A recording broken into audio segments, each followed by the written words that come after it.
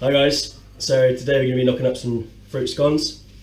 Summer is here and everywhere's shut, so we can't go out and get our cream tea fix. So we're going to make them at home so that you can have them for a picnic in your garden, because it's still not really worth going outside, is it? Yeah, hope you enjoy. As usual, the recipe and all the ingredients will be at the end of the video. If you like what you see, please give me a thumbs up, subscribe. Really does help me out for, getting more views and that sort of thing. I really appreciate it. Thank you very much. So for me, scones really are one of Britain's finest sweet treats for the afternoon. They're really simple to make, really worth the effort. So much better than buying them in a shop. So 5 ingredients goes into scones, 6 if you count the 2 types of dairy. Self-raising flour doesn't work with plain flour and added baking powder. Tried it, doesn't work. Caster sugar or granulated sugar, depending what you've got. A stowaway raisin, the rest of the raisins or nature's candy, chilled diced butter, and here I've got double cream. No, I haven't got double cream at all. I've got whole milk and creme fraiche. I use creme fraiche in my scones because I find double cream just makes them slightly heavier. Not literally heavier, they just got a slight more perceived density to them. We will also need a baking tray, a ring to cut them out with, some more flour to dust the workbench with when we come to roll them out, a rolling pin, and non-stick mats. I use non-stick mats over greaseproof paper because they're reusable, and I'm not buying paper just to bake and throw away. Let's get to it.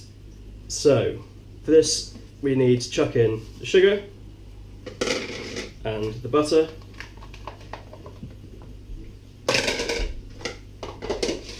do away with these two for the minute, and we are going to rub all of this together. The butter I've had in the freezer for 15 minutes before bringing out, just because you do want it really nice and cold. We're trying to achieve a nice breadcrumb texture, and if you chuck warmed softened butter in, it's going to come together as a big clump. You're going to overwork it and your final product will be really dead dense and heavy. So you really want to have nice cold butter when rubbing pastry. So we're going to go straight in and just rub it between our fingers. What I'm going to do is I'm going to bring a bit up to you, up to the screen. I'm going to make a bit of a mess on my bench, but you can literally see what I'm doing. So I'm literally rubbing. So I'm rubbing the flour onto the sugar and then just dropping it out of my hand. I'm not trying to force it in, I'm just taking my time.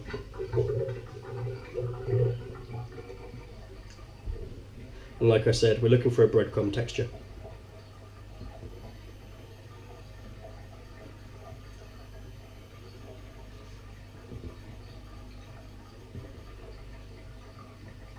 Let's fast forward to the next stage, shall we?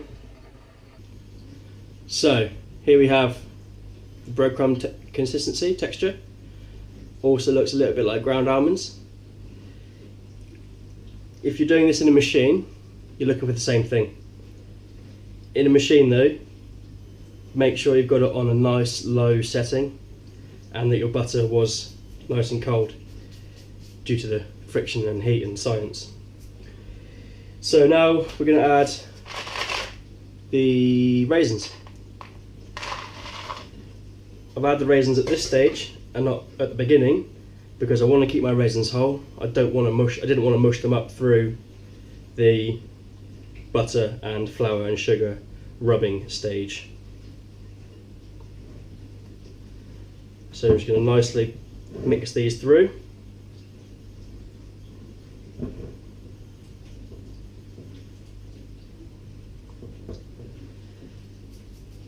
Next it's time to add the dairy. Just going to make a little well in the middle. Gather up the flour from around the bowl. Now the flour's gathered up. Doesn't matter if there's a little bit left on the bench, because we're going to tip this out onto the bench to roll it anyway. I'm now going to pour my dairy into the well.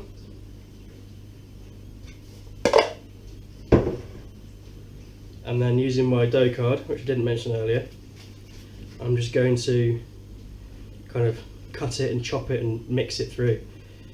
I don't want to work it as if it was bread, because I want it to be nice and light and airy. I don't want to activate the gluten.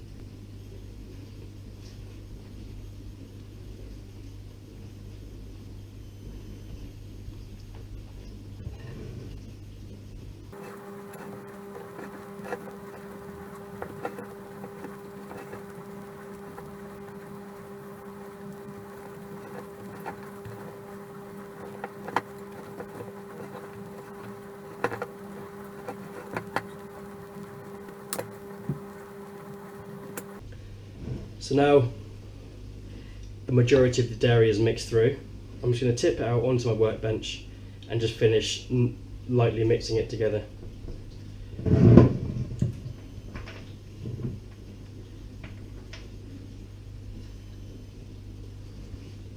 Making sure I get everything out of the bowl.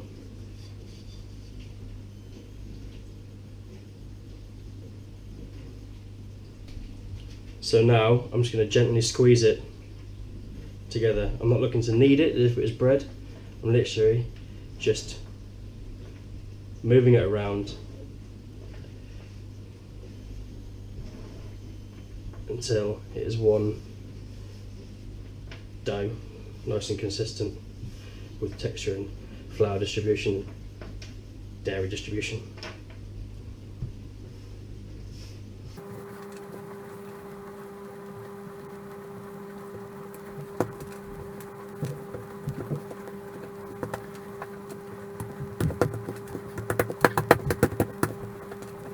Going to fold it back onto itself.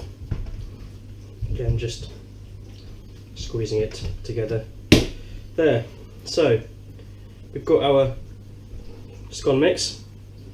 Some people are going to say it should be mixed more, but I want really nice light scones.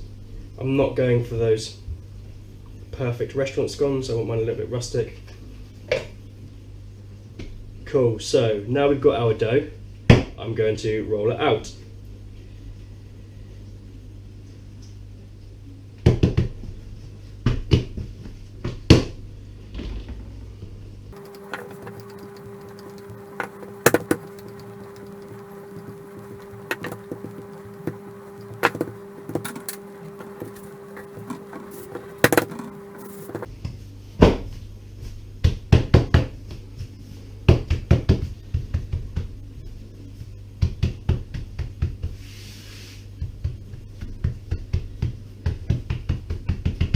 So you probably just saw that and wondered what I was doing. I rolled it slightly wider and then gently pushed it back in, floured the top and bottom.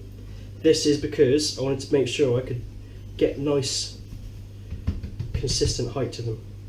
These are about 2 fingers, about 1 inch all over, which is about the same thickness as my cutter. I'm now going to transfer this onto my mats so that I don't damage my workbench when I'm cutting through. Just give it another light dusting of flour just so it's easier to manoeuvre.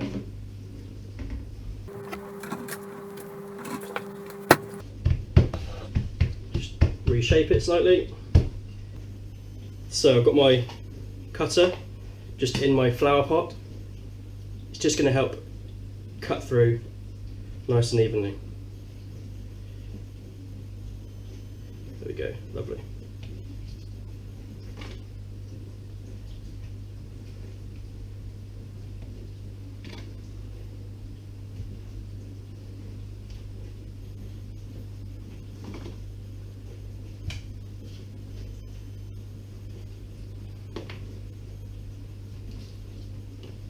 All the trimmings you can reuse. We'll just carefully mix it back together. re-roll it and recut it.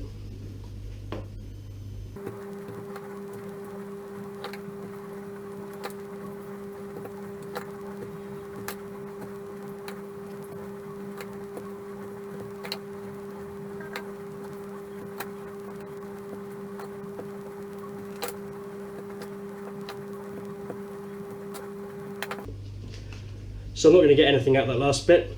I'm going to chuck that there, move these out of the way, push, carefully mix this back together, and I'm going to do that similar to how we mixed it in the first place. I'm just going to squeeze it and just manhandle it a little bit. I don't want to knead it like bread because, like I said, I just want a nice light scone. The more you work this sort of pastry, the higher the likelihood is that you will have a dense product that won't rise properly.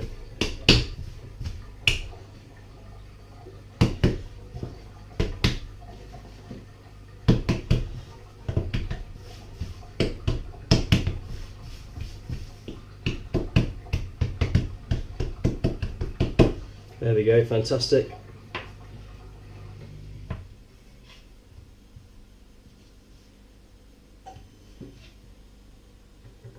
If we were in a restaurant situation, the chances are all the trimming would have been thrown away, which is a terrible shame and a colossal waste just for the looks of something, really. Again, just carefully mix this together.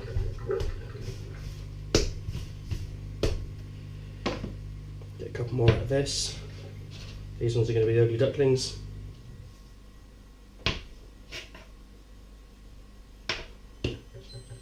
There we go, and that I will bake and have it myself.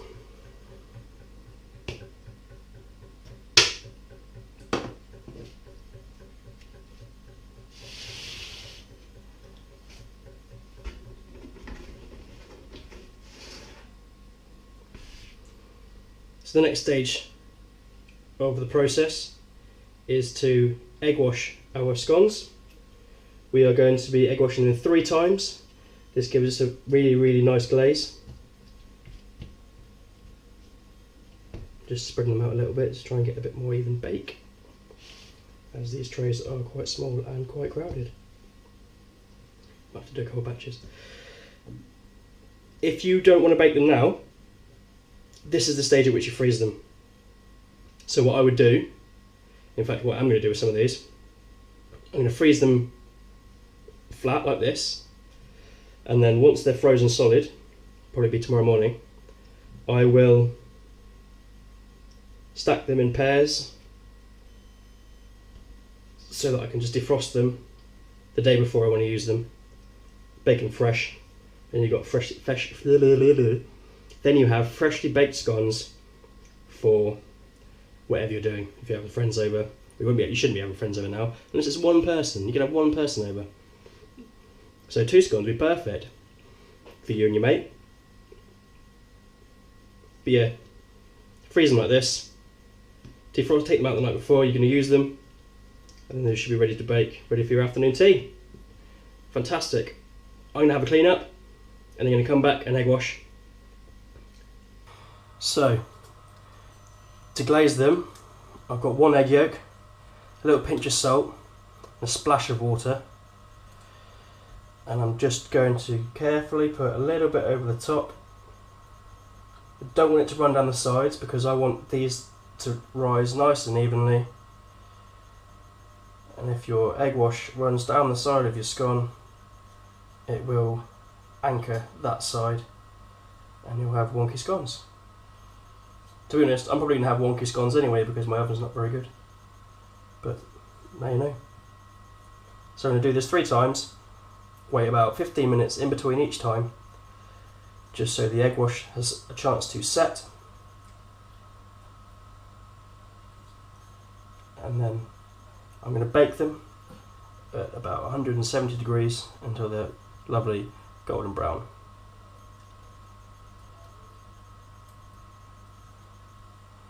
Right. Let's cut to the cut scones.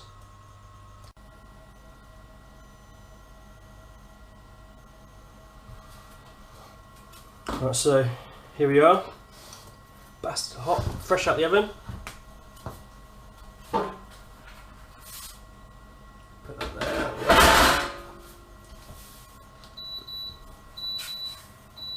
Yes, I've got them out, thank you. So here we go, fresh out the oven. Our beautiful scones. Nice rise around the edges. No seepage of egg wash. That really is what you're after. Crack into one. That's lovely, light, fluffy. All you need now, bit of cream on, then a bit of jam. Yeah, the cream does go on first. That is the correct way to do it. As per usual, if you do make them, do tag me in them.